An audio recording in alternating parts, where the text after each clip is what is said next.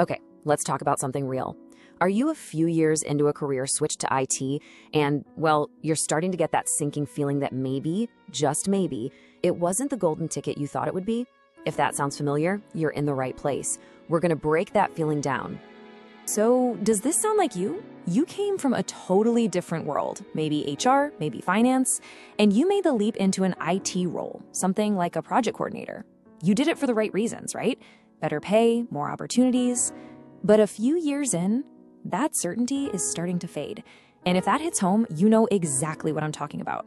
That feeling of being a bit of an outsider. Yeah, and if you're nodding right now, then you've likely hit what I call the 3 or 4 year crossroads. That initial buzz of doing something new, it's gone. And in its place, you've got these nagging questions, right? Did I make the right call here? Am I actually on the wrong path? And, you know, for a lot of us, that big question mark really starts to form around the one thing that probably got us here in the first place, the paycheck. The whole idea was simple, right? IT equals a bigger salary. But is that actually true for the long haul? Let's take a closer look. Okay, so this chart right here, this is probably what sold you on the idea. Look at that initial jump. You go from, say, 50 grand a year in your old domain to 65 grand as an IT coordinator. I mean, that's a real bump. You can't argue with that. It felt like a no-brainer. And honestly, for a while, it was. But here's the catch. That early win often gets buried under a mountain of stress. Because if you don't have that formal BS in computer science, it can feel like you're constantly trying to prove yourself, right?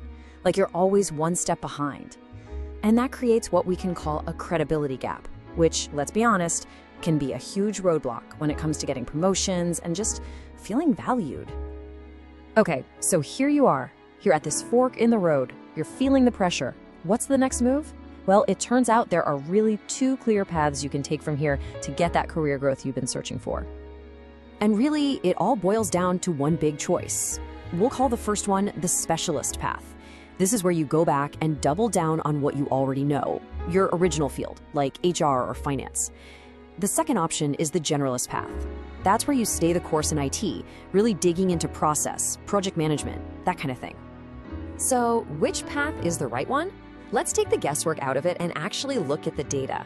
We're going to compare these two head-to-head on the things that really matter: salary, your promotion prospects, and what you're actually worth on the market 5 years from now. All right, now this table, this is where things get really interesting.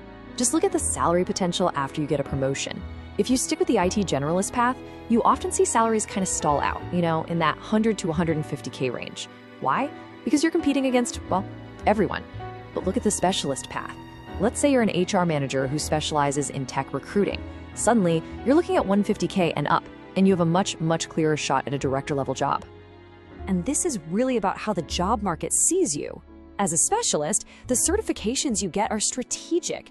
Think things like people analytics. VPs and recruiters are actively looking for you and your specific expertise. Now, as a generalist, a cert like the PMP is often just the price of admission. It gets you in the door, but you're still one of many, many people applying for roles that are, frankly, becoming a commodity. And this quote right here, it just nails the difference. Value is in judgment versus value is in process. Think about that. As a specialist, your value comes from your expert judgment, your ability to make a tough strategic call. As a generalist, your value is in executing a process perfectly. One is about shaping the future, the other is about managing the present. So let's fast forward 5 years. What does your career look like? Well, if you go down the specialist path, you're leveraging that deep knowledge you already have, and that naturally pulls you up into leadership. The path to the C-suite is actually visible.